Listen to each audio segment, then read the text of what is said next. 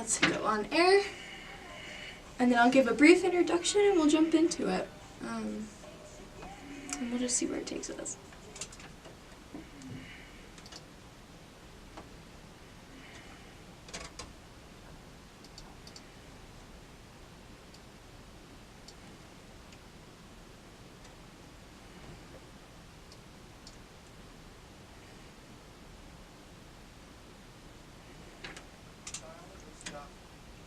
Okay.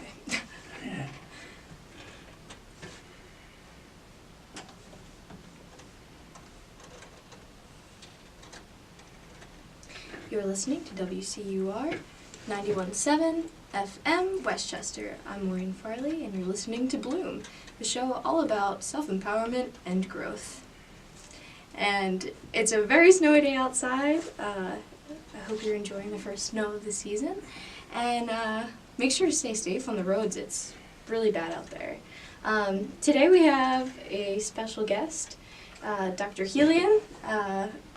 Do you want to say hi and introduce yourself a little bit? Hi, everybody. John Helion. I'm a currently retired faculty member. As a matter of fact, I retired about 6 months ago, but I'm coming back. I'll talk about that. Nice. I was a professor here for 28 years. I worked in the Honors College, the Department of Kinesiology, and I was the fellow doing all of the climbing things that you saw if you walked around down South Campus.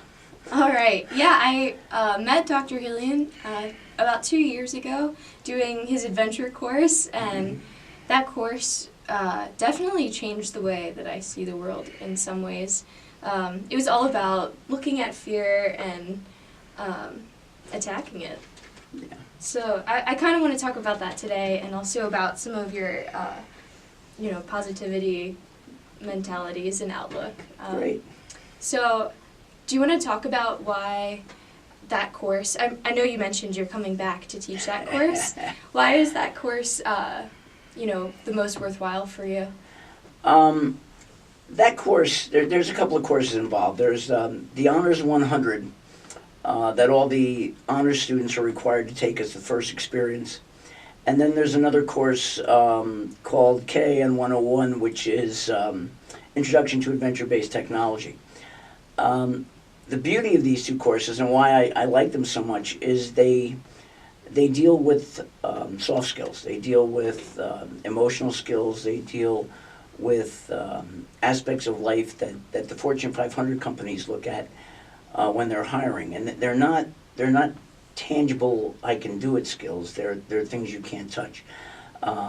Things such as trust. Things is about improved communication, problem solving, conflict resolution. Dealing with people, working as a team, showing the ability or developing the ability to lead from the front, lead from the middle, or lead from behind, Right. Or be in the group and be led. Knowing when it's time to step back and listen to another person, as opposed to always, sometimes, people feel they need to be the leader because that's always been their place. Leaders are only as good as the people they can get to follow them. People who can't, leaders who can't get followers are just people taking a walk. Mm-hmm. So, that's why I'm very, and I've always, it's a course where I really feel I could touch people and make people think. Mm-hmm. You spoke of fear. There are three fears that hold us back as human beings. There's fears of failure, fears of rejection, and fears of judgment. Mm-hmm. And we see it every day. In this day and age, the days of participation trophies and social media, we isolate ourselves. We are told that showing up is enough, and it's really not. Our potential as human beings lie way out there, and if we are to reach them, we have to learn how to face fear, right. and we have to conquer it. And what I do through these courses, what I'm able to do through these courses, is actually have students put themselves in fearful situations. Usually it can be an emotionally fearful situation. Like self-disclosure. Self-disclosure, yeah. Absolutely. Taking a risk with a significant other, leaving a significant other, starting a relationship, leaving a job, taking a job, changing your major. These are all scary things. So we talk about that, but through these courses I can also put them in a physically challenging environment where I have a lot of students who can, they're smart people. You're very mental. You're very cognizant. A lot of times you can think through a lot of things. Mm-hmm. What I do is I put students in a physical situation where they're climbing things. They have to actually give up control, and they actually have to trust other people. Yeah. All too often, our ability to trust is hampered in some way, shape, or form because of some reason or another. And you can't go through life without trusting somebody. We're not islands. We're not in this alone. And it's a very lonely place, to be. A world without people that you can lean on and trust.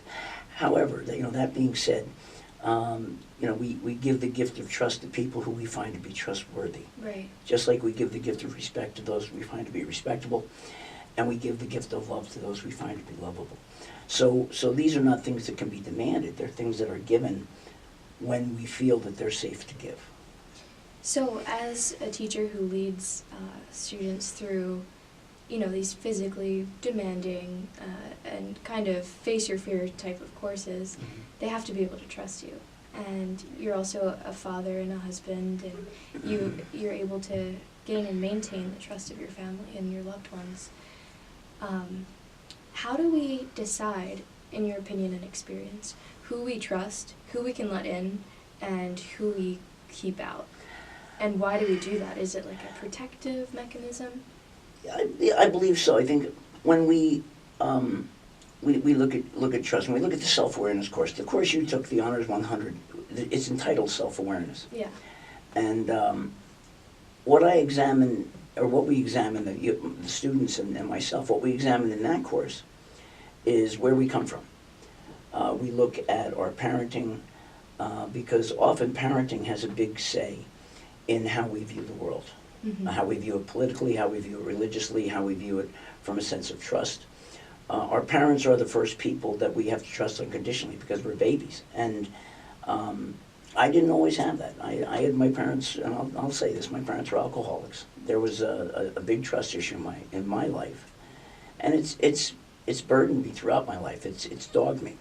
And I don't trust people easily. And I think there are people out, listening today, and there's other people who, because of things that happened in their past, they have a hard time trusting people. So they wind up muddling through by themselves.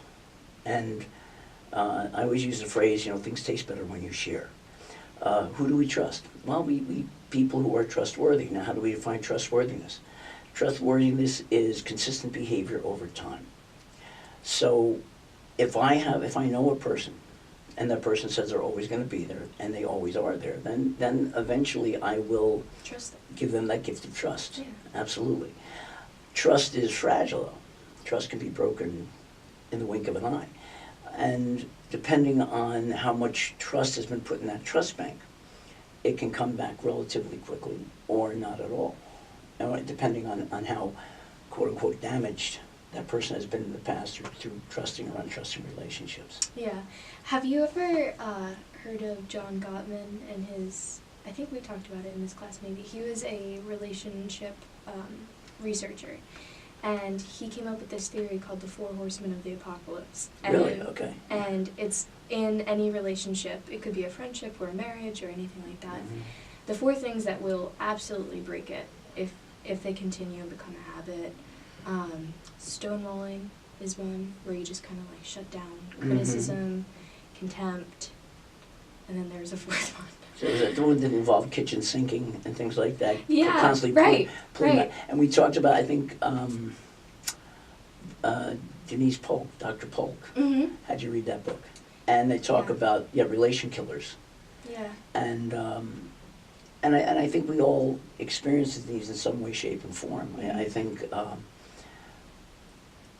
often we don't know enough about relationships, so we are who we are, and we don't always understand how the things we do and the things we say and how our upbringing impacts our ability to be in a relationship. And are we getting You know, I always use the analogy that a relationship, you know, you can't see this, but I'm holding up my two hands with my thumbs touching. A relationship should be a value-added experience where you are bigger because you're in a relationship. If it's a leaning relationship where one falls down if the other leaves, then that's an unhealthy relationship. You're always, you know, Jerry Maguire was wrong. You don't complete me. Nobody completes me. Nobody completes you. We come complete. Mm-hmm. And if we're lucky, we find relationships in our life that add to us. They make us, you know, like a puzzle is bigger than the sum of its parts. Yeah. Once you put the puzzle together, you have this beautiful picture. Same thing with a relationship. Relationship, you wind up, you're bigger than the sum of your parts, like 1 and 1 equals 3 in that case, because you gain the benefits of being in a healthy, trusting relationship. You That know, can also teach you to trust yourself. You know? I think you almost have to trust yourself going in. Yeah, that's true. You know, I don't know if you can love somebody in a healthy way unless you love yourself first.